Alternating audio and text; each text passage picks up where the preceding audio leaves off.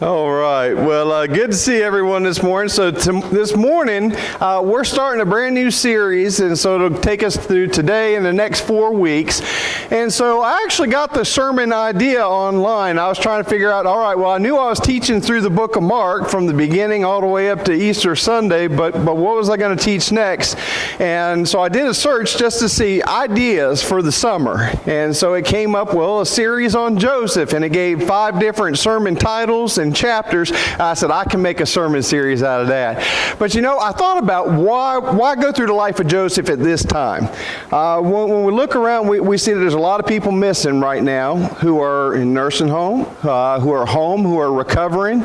We have some that have recently come home from being in the hospital, and others who are struggling in other ways. But we all throughout life have ups and downs, don't we? We have times when life just absolutely challenges us, when we don't know how we can see any way through it. And then we have other times when we just praise God because everything seems to be going smoothly. But this morning we're going to be looking at the life of Joseph and start looking at how God had a plan. And he gives a promise and he begins a process when we see Genesis chapter 12. But the reason I want to go through this is because this is just one account out of the Old Testament and the New Testament. Show that the same thing happens again and again in everyday people's lives.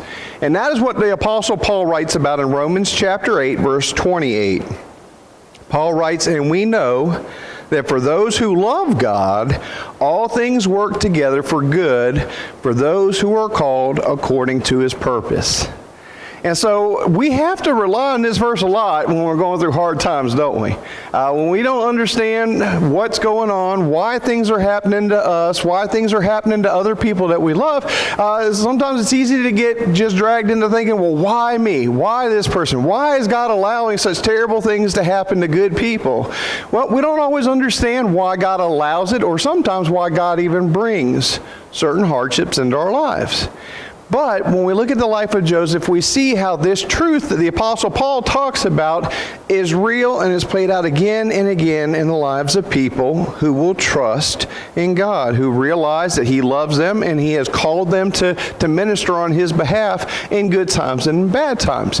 Now, when we think about the life of Joseph, he starts out in a pretty favored place. We're going to see that this morning, but it doesn't take long before all of a sudden things change. And when it changes for the bad, it's not just for a short season. It's not just for a few months. It's not even for a couple of years. It's actually something that will take place over about 2 decades. From the time the struggle starts to the time he finally gets to see the fullest blessing that God is working out in his lives. And so it's important to see how God means all of this for good. This comes from something that he'll say at the very end of our series, but he says God meant this for good. He couldn't see it in the moment, but he continued to live by faith. And he understood that God was doing something good for Joseph, something good for his family, something good for the Egyptians, and people who didn't even trust in God as their one true God, as the one that created them and provided for them. And so God's going to use everything we talk about over the next several weeks, not just for one person's good, but for the good of so many, and ultimately for God's good and for our good as we study through it and learn these lessons. And so I want you to think of something as we go through today, and Lord willing, if we're able to continue going through the series together, just think about how has God already brought you through hard times in life? What lessons has he taught you in those times? How has he used that to be able to help you minister to other people who are going through similar situations in life? And what might you be going through that maybe you're kind of like Joseph, Lord, what's going on? I'm trying to live by faith, but all these hard times keep coming. But to be able to, like he did, keep trusting in God through the hard times, knowing that something is just around the corner. And it may be around the corner tomorrow, it may be years from now. But he says, whatever we go through, God can use it for the good of those who love him, for those whom he's called to serve him. So let's get into the lesson. Joseph had to realize some things. He had a family problem. He came from a family that had problems. And so, like Joseph, a lot of times we have struggles within our families, don't we? And so we're going to ask some questions as we go through the text this morning. But think about the family that Joseph came from. We have to back up a little bit. Because nothing happens just in a vacuum, does it? Life builds on things that have happened in the past, things that are happening now that are going to impact things that happen in the future. So we back up a couple generations, and God does something with great-grandfather. He goes back to Abram. We know him better as Abraham. But God made a promise that continued to be lived out generation after generation. Look at Genesis 12, verses 1 to 3. Now the Lord said to Abram, "Go from your country and your kindred and your father's house to the land that I will show you, and I will make you a great nation, and I will bless you, and make your name great, so that you will be a blessing. I will bless those who bless you, and him who dishonors you I will curse, and in you all the families of the earth shall be blessed." Now Abram hadn't done anything special. In fact, you look at where he lived in a pagan land. He lived in a land that worshiped false gods. And so God chose Abram to reveal himself in a special way, and he called him out. And he said, "I want you to go, and I'm going to do something with you and with your family. I'm going to affect your whole family tree from here out if you will just listen to what I have to talk to you about." He says, if you will be willing to leave your homeland, your family, you'll go where I've called you to go, you'll do what I call you to do, if you will hold this relationship with me special, I'm going to not only bless you, but your family. I'm going to bless other people who don't even worship me. If they bless you, you're going to become a blessing to them. And if they curse you, it's going to become a cursing to them. Well, this was great, but even if you study the life of Abram, he started out, but then he stopped. And then God had to call him back. All right, I told you, if you leave everything and go where I call you, I'm going to bless you. And so he had some problems he had to overcome. He allowed his dad to kind of slow him down. And then when his dad died and he buried him, God says, all right, I told you, leave this land and go where I'm going to call you to. But even as he left, he continued to have some family problems because his wife and he, as great as their relationship was, they didn't have any children until really, really, really late in life. But before that ever happened, on 2 different occasions, Abram sought to save his own life and told his wife, hey, you're a pretty woman, and we're going into this land, and there's a good chance that they might kill me so that he can have you, so just tell him you're my sister. Well, I don't know how my wife would feel if I'd have done something like that to her today. But, she played along. And he did it twice. Well, let's go ahead a generation. We go to his son, Isaac. They finally have a child together. They're one child together. He has Isaac, the miracle baby, late in life. But then all of a sudden, when Isaac gets married, he has the same kind of thing happen up, and he convinces his wife, just tell him you're my sister. Just tell him you're my sister. Because he was scared for his own life. That would create some family problems, I would think. But it didn't stop there, because once they had kids, we find Jacob and Esau. Jacob is the dad of Joseph that we're going to be studying about. But all of a sudden, they played favorites in the family, didn't they? Dad, I'm for the man's man. Esau's my guy. And so he put his favoritism toward Esau, even intended to give him a blessing later in life that was supposed to go to Jacob because of a deal Jacob and Esau had made. But yet mom doted on the man of the tents, the cook, Jacob. And so not only did they have some struggles with their relationship and trust issues, I remember you tried to save your life and made me say I was your sister. God worked that out. But now all of a sudden favoritism enters the family. There's problems that come from favoritism, isn't there? They were constantly kind of back and forth. Who's better? Who's going to get the blessing? To the point where Jacob was even convinced by his mom, all right, put on some clothes, make him smell like his brother, make him talk like his brother, give him food like his brother could prepare. And he said, I want you to take this. And mom says, do it. And so Jacob says, okay. But then what happened because of the favoritism? Esau rears up, I'm going to kill you, brother. You stole my inheritance that Dad said he was going to give me. And once he's dead and he's buried, I'm going to kill you. So now all of a sudden, Mom and Dad have to send Jacob away to go find a wife, to go live with a relative, and says, maybe we can spare his life. But see, all kind of family problems, right? And yet this is the family that God said, if you just trust me, I'm going to make a blessing. First to Abram, then to Isaac, ultimately to Jacob. And now that brings us to Joseph. Because Jacob goes through a lot of struggles on his own. He has a lot of family problems we'll briefly touch on later. But then we get to the fact that he has all these different children. and he begins to show favoritism too. And so the family problems keep going on one generation to the next generation to the next generation. Well, look at Genesis 37, verses 1 through 4, because God still had a promise he put into place for Abraham, stated it to Isaac. He shows Jacob he's going to work through him, and one of his sons is going to be the one that God continues to use this blessing through. But Genesis 37, verses 1 through 4 says, Jacob lived in the land of his fathers, sojournings in the land of Canaan. These are the generations of Jacob. Joseph, being 17 years old, was pasturing the flock with his brothers. He was a boy with the sons of Bilhah and Zilpah, his father's wives. And Joseph brought a bad report to them, to their father. Now Israel, that's another name for Jacob, now Israel loved Joseph more than any other of his sons, because he was the son of his old age. And he made him a robe of many colors, but when his brothers saw that their father loved him more than all his brothers, they hated him and could not speak peaceably to him. So a lot of times family problems are generational, aren't they? They're passed on from one generation to the next, sadly, until somebody breaks the cycle.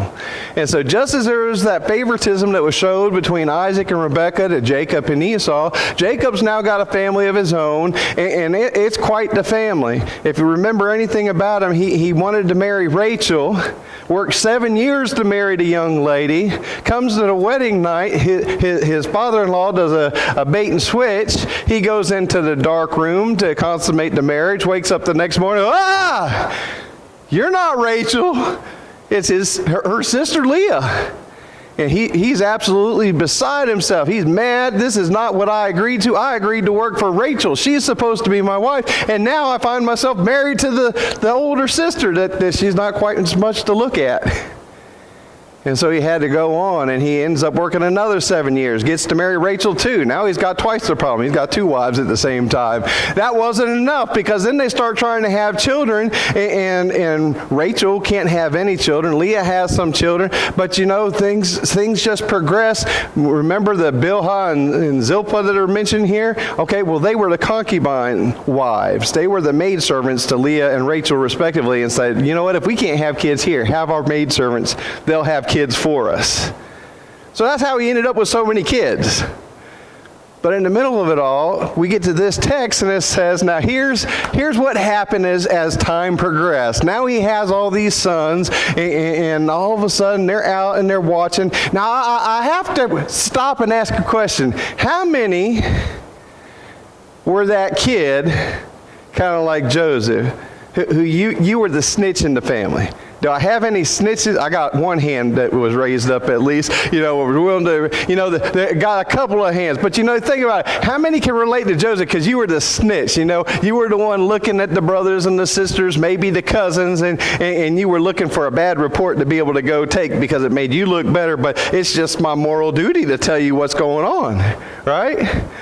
So Joseph didn't help himself by being the snitch. How many were the favored child?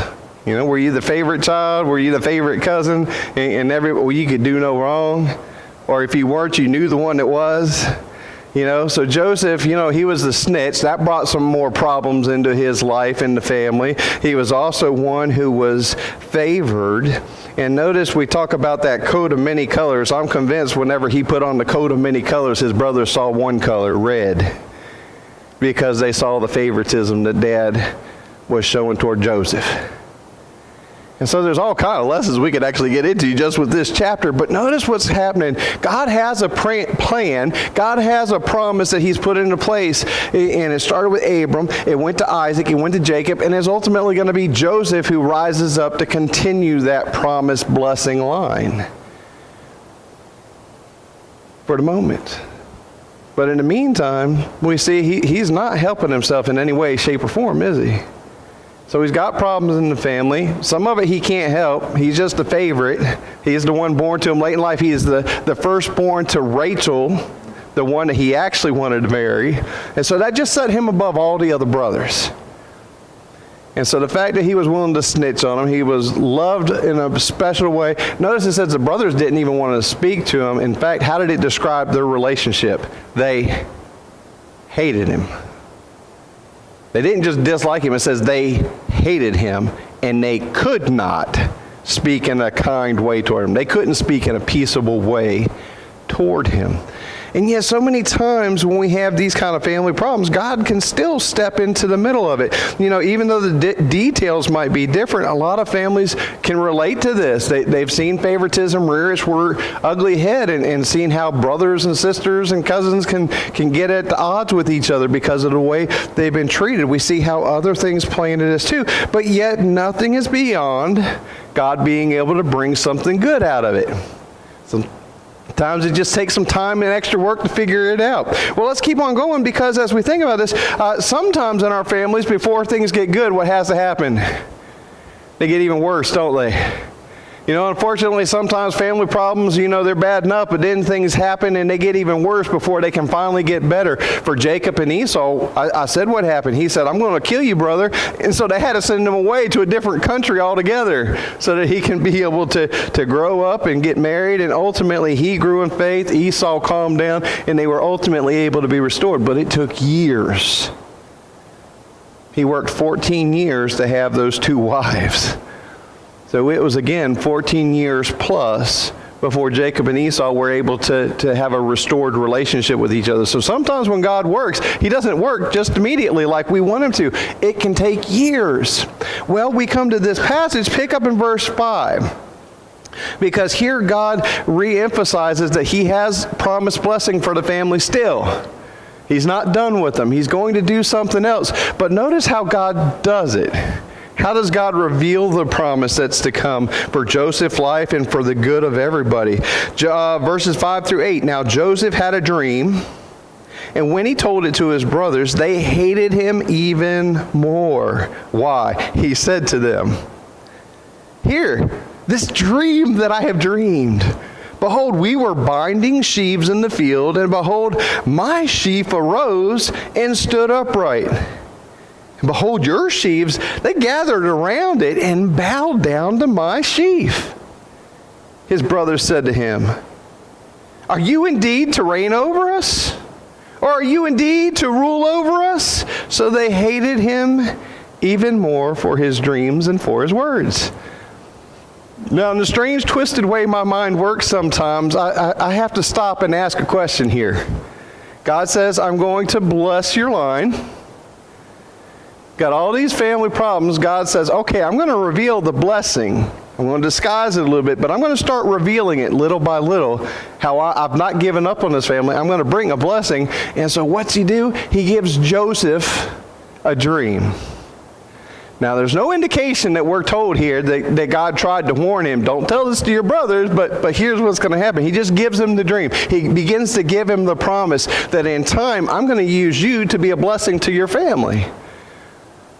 But think about if you've never read this before, you've never heard this. I know the end of the story. Maybe some of you know the end of the story that we're going to be working up to. But just for now, how many can imagine if someone's never read this before and they're reading the text and realize he has this dream, how many could be thinking, well, God, if you're going to give him this promise, if you're going to give him this dream, wouldn't you warn him because you already know how bad the relationship between him and his brothers? Wouldn't you warn him to keep this to yourself?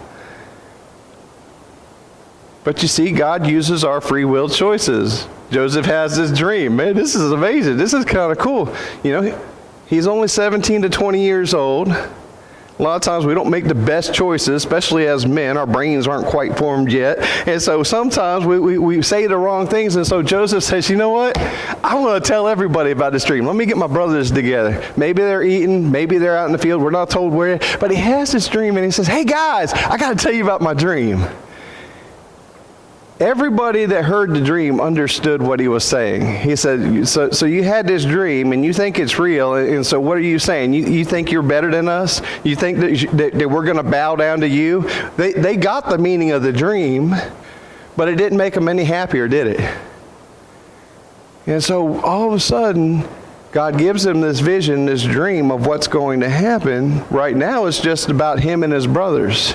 Because he says, we were working in the field, we were gathering the grain, my grain stood up, your grain, but yours bowed down to me, you know.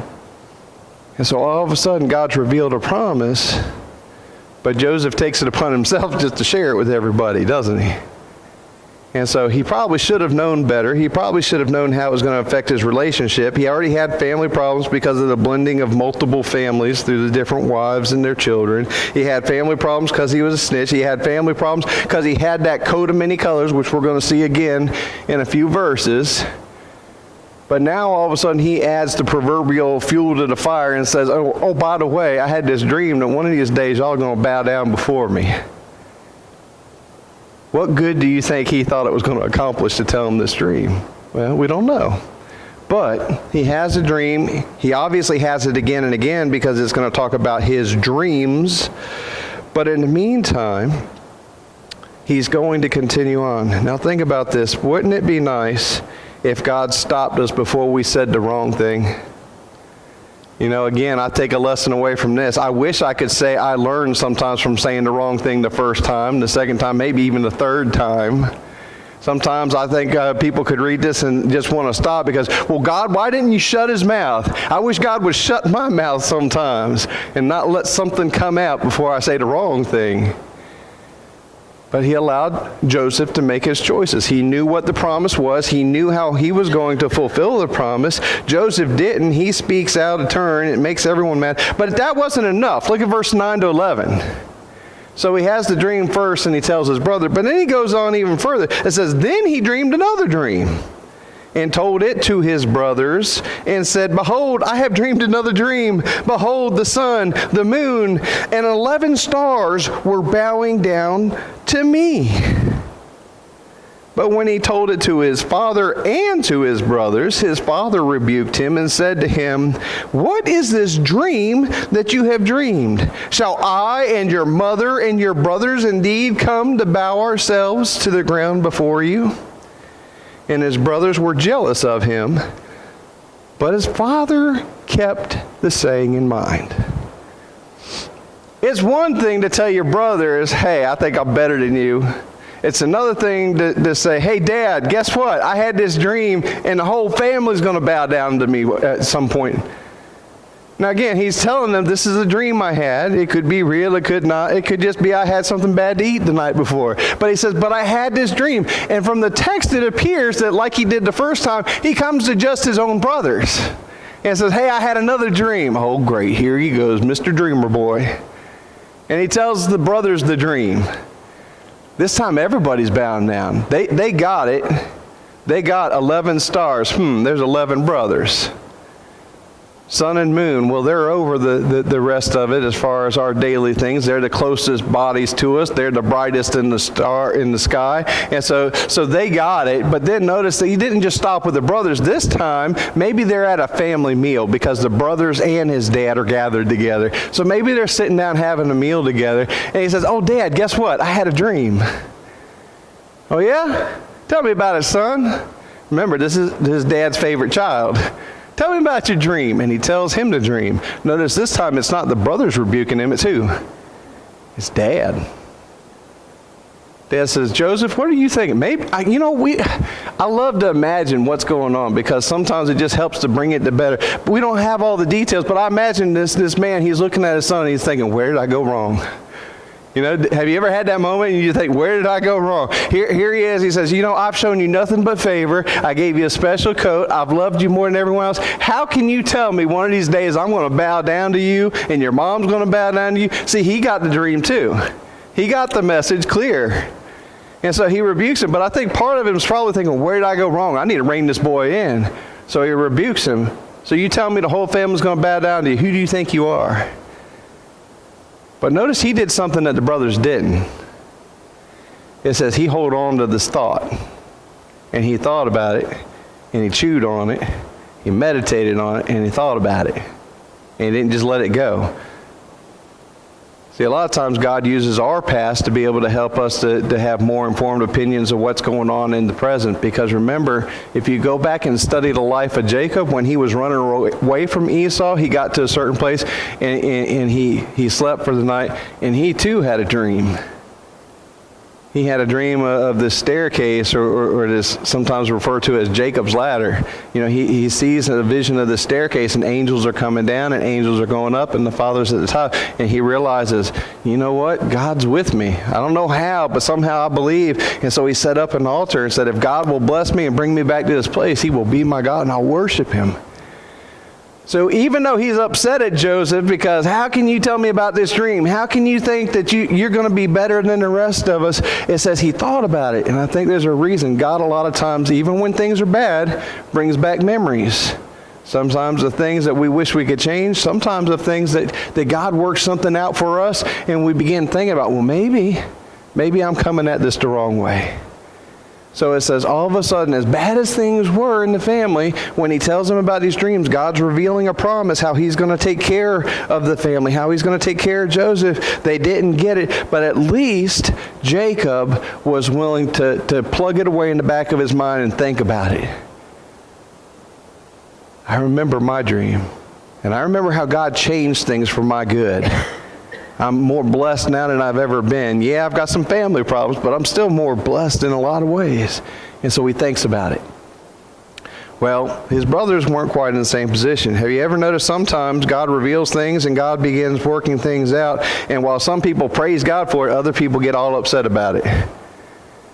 We watched the video in Sunday school talking about different martyrs who have lived before, different ones who have tried to serve God, who have lived for God, even in the face of some of the harshest persecution, and how they were able to be brought out of it. But you know, sometimes people come and say, man, that's a faith worth modeling. I want to know about your faith because it must be real if you're willing to go through these things. But then you've got other people who are just as determined to put that dream down, aren't they? And so now, all of a sudden, we get to move from promise to the process. God gave Joseph a promise. He just didn't understand it fully, but he gives him these two dreams that say, hey, in some way, shape, or form, I'm going to use you, and your brothers, even your family, is going to bow before you at some time. He didn't fully understood it, but he trusted this was something of God. This wasn't just something he came up with. It wasn't just something that happened once. It was kind of this recurring dream that he has. But all of a sudden, we get to the process of how God is going to bring about something good, and the process isn't always fun to go through, is it? Our number one prayer a lot of times is what? God, take this away. I get sick, what do we pray? God, take it away. Someone's sick and dying. God, make them well. You know, our promise is always we want good. We want it now. We want something that just be amazing to happen in the face of hardship. So Joseph's probably praying too, Lord, I don't know what's going on, but I need something good to come out of this. But the process was quite different than Joseph or his brothers could even imagine, wasn't it? In fact, we don't have time to read all the verses, but in verses 12 through 36, it describes how God begins to work out this process of molding Joseph, of building his faith, of testing his character, and he uses his brothers first and foremost to begin working out this process to help Joseph trust God in every situation in life, to help him to trust that God was indeed going to use him in the days ahead, no matter what was going on right then and there. And so just pick up verses 19 through 24, because all of a sudden we get a situation in life. Jacob, Israel, thinks that his sons are about 60 miles away in Shechem with the flocks, so he sends out Joseph to go check on them. Come to find out, they're actually 20 miles further away by the time Joseph finally figures out where they're at to be able to go check on them in the flock. But notice what happens as he begins drawing close. Verse 19. They said to one another, here comes this dreamer. Come now, let us kill him and throw him into one of the pits. Then we will say that a fierce animal has devoured him, and we will see what will become of his dreams. But when Reuben heard it, he rescued him out of their hands, saying, let us not take his life. And Reuben said to them, shed no blood, cast him into this pit here in the wilderness, but do not lay a hand on him. And you got the dashes. because now it switches away from the conversation. He tells us, why did he say this? That he might rescue him out of their hand to restore him to his father. So when Joseph came to his brothers, they stripped him of his robe, the robe of many colors that he wore, and they took him and cast him into a pit. The pit was empty. There was no water in it. Now, this was a pit. It was a cistern. It was a well. It was probably pretty deep. And so you got to get the whole picture here. Joseph's coming. He hasn't done or said anything at all right now, has he? He's just doing what he's called. But in their mind, here comes the dreamer. Here comes the manager that Dad sent to check on us. Wonder what kind of report he's going to give Dad this time. Remember, 17-year-old? He's out and gives him a bad report. We don't know exactly how much time has passed, but here he is. He's coming out to check on him. What kind of report's he going to give Dad? They said, you know what? We're not going to wait to find out what kind of report he gives him. We're tired of his dreams. We're tired of his coat. We're tired of Dad just doting on him regardless of what he says. And so we're going to take care of business. Now, did God know what was going to happen? Absolutely. Could God have stopped it? Absolutely. Did God choose to? Kind of, sort of. What do you mean kind of, sort of? Well, think about it. The brothers as a whole were determined, we're going to kill this boy. We're going to kill this young man, and we're going to make up a lie. We're going to take his robe, and that's exactly what they did. They tore the robe, put blood on it, ultimately took it back to their father. I guess a wild animal killed him, Dad. If we could only been there.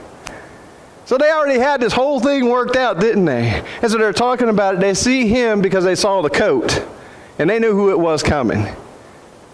But yet God did kind of stop it, didn't he? Because he put on Reuben's heart, this is wrong. We can't kill him. He's still our brother. It's still wrong to kill him. He's not done anything to deserve death. Yeah, we don't like him. We hate him maybe. But God put it on Reuben's heart. Let's just put him in the pit. You know, rough him up a little bit, throw him in the pit. But Reuben had a plan. He said, in some way, shape, or form, I'm going to get him out of the pit, and I'm going to send him on his way and get him back safely to home. Yeah, he might have a bad report, but it's better that he's alive and Dad's happy and we haven't killed him. So God did work in the middle of it, didn't he? It's not the way probably we would hope because, well, he still got roughed up. He still got thrown down in a hole. But yet his life was spared. Reuben had good intentions to be able to spare him. But even that wasn't enough. God had a plan. Go back to Abram for a minute. God called him to leave his land. He said, I'm going to make you a blessing. I'm going to bless people who bless you. I'm going to curse people who curse you. But when he finally calls him back to service, he tells him something. He reveals something. This is the promised land. This is going to come to your family, but not right now. God revealed the sin of this land has not reached its pinnacle, so I'm not ready to judge this land yet. It's going to be your future home for your family, but not right now. They're actually going to leave, and they're going to be captives for 400 years in a foreign land. Well, at this point, nobody was captive and nobody was in a foreign land yet, were they? God said, I've got a plan. I'm going to make an ultimate blessing out of you, and it's going to be a blessing for all people. But it's not time to see the fullest blessing, and in fact, there's going to be years in captivity before this ever happens. So God's got a plan. God's got a process. He's working it out. So the brothers have this idea, we're going to just take care of him ourselves. Brother says, no, I'm going to make sure to get him back to brother. But then what happens in the end? They couldn't have been even thinking how it was going to work out. Reuben is away from the family. They're away from the brothers. Maybe he's looking after the sheep. You keep reading, and all of a sudden it says that the brothers are there, and there's a caravan of traders coming. And they're headed to Egypt. Reuben's not around to defend his brother at this point. He saved his life the first time, but now he's out of the picture temporarily. And so Judah comes up with the plan and says, hey, you know what? There's traders. We can sell them. It's a win for everybody. We don't have blood on our hand because we didn't kill him. We can take the coat back to Dad and do like we said, so we can just get back to our normal way of life and just pretend he never existed. And Joseph gets to live another day. So Judah's mind, you know what? Everything benefits. We make some money. Dad has to mourn a little bit, but in the end, our conscience is fairly unstained. So that's exactly what they do. It says that they make the deal, they lift him up out of the pit, they sell him into slavery. So here's where we leave the passage this morning. And so if you skip down to 37 verse 36, it says, meanwhile, the Midianites had sold him in Egypt to Potiphar, an officer of Pharaoh, the captain of the guard. Amazing how God's plan is perfect even when we can't see it all, can we? All of a sudden, God begins using Joseph, gives him a dream. Someday, some way, shape, form, you're going to be over your brothers. They're going to be bound down. Some way, shape, or form, even your mom and dad are going to bow down before you. Nobody liked it. The brothers hated him. They come up with a plan to kill him. All of a sudden, God provides Reuben to say, no, let's not kill him. Let's just throw him in the pit. We'll figure out what to do later, but let's not kill him. Uses Judah. Hey, you know what? We're not going to kill him. We're going to make some money. Let's sell him to the traders. And the brothers, yeah, let's do that. Now all of a sudden, they get to go home. They tell this lie. The people around him mourn the loss of Joseph. Brothers are, oh yeah, so sad we lost Joseph. Shut up. Can you see them? Because they hated him so much. Yeah, we got to keep it up. We're not going to tell him. Reuben kept his mouth shut. He didn't tell anything to his dad. He didn't agree. He goes back, finds he's already gone. But all this is happening, and so all of a sudden, it's like, well, how in the world is God going to bring this promise to fulfillment? Well, he's got a process. And a lot of the process for God to mature us, a lot of times the process for God to really get a hold of us so that we truly trust him is a lot of times we have to go through some really bad things in life. Is that God's desire? Does God desire to use bad things? No, God's desire is to love us and care for us. Think about Adam and Eve. He gave them everything, didn't he? He literally gave them the world. He said, here it is. It's perfect. Enjoy. Take care of it. Gave them one command. Don't eat the one fruit. And what did they do? Well, it looks good, and the serpent's telling us we can eat it and we won't die. It's like God's holding something back from us. He says we'll be like God if we eat it. And so free will entered in. They eat it at bad times. But yet through it all, God continued to work. He had a plan. Scripture says he had a plan before they ever ate the fruit because he knew what they were going to do. Did God know what the brothers were going to do? Yep. Did God know that Joseph was going to end up having to go to Egypt? Yep. Where was the promise that they were going to have to go? They were going to have to go to a foreign land before they got to fully enjoy the promised land. So God's got a process. It's not always a process we would choose. It's not always a process that we want. But God allows different things to happen in our lives to draw us closer to him and to even use our lives to minister to other people. He's later going to tell us God meant this for good, even though we couldn't see it at the time. God allows us to go through hard times, not because he's an evil God, not because he's a mean, angry God, but because he's a loving God, and he allows people to make decisions. He allows us to suffer the effects of being in a fallen world, and yet through it all, God says, I can be with you in the middle of it all, and I can use you to do great and wonderful things. And so that's the lesson that we're going to see played out day after day, year after year as we go through the rest of this study. But I think it's important. Genesis 37:36. Meanwhile, the Midianites had sold him into Egypt to Potiphar, an officer of Pharaoh, the captain of the guard. Did God have a plan? Yes. Was he working it out? Yes. Is Joseph going to learn the lesson? Absolutely. But it takes living by faith one day at a time. And so the lesson to start with is God has a promise for us. What is the promise? If you will live by faith, if you will accept Jesus as the Christ, the Son of God, if you will hear his words, obey his word, you may have what? Everlasting life. For God so loved the world that he gave his only begotten Son, that whosoever believeth in him should not perish but have everlasting life. That's the promise. It's just as true today as when Jesus spoke those words. But it's also true that the same way Jesus had to go through suffering to bring about the blessing of God, the same way the apostles, so many of them died a martyr's death to be able to share that promise and hope with other people, to be able to allow them to experience greater blessing, we might have to go through some really hard times in life too. But the question is, will we learn the lesson that Paul wrote in the very beginning? But God brings about good for those who love him, who have been called according to his purpose. It's not that he brings necessarily good things right immediately, but he's able to work all things together for good.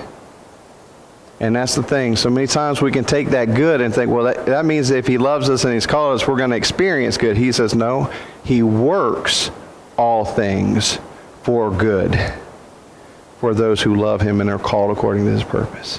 And so we can't give up on the promise. As we go one day at a time, we have to trust that, God, today is a good day. Thank you for it. Today is a bad day. Lord, I don't know what you're going to teach me today, but help me to learn whatever the lesson is. Lord, if there's something you want me to be able to experience so that I can share it with someone else, help me to be able to see that. And that's where we're actually going to pick up tonight.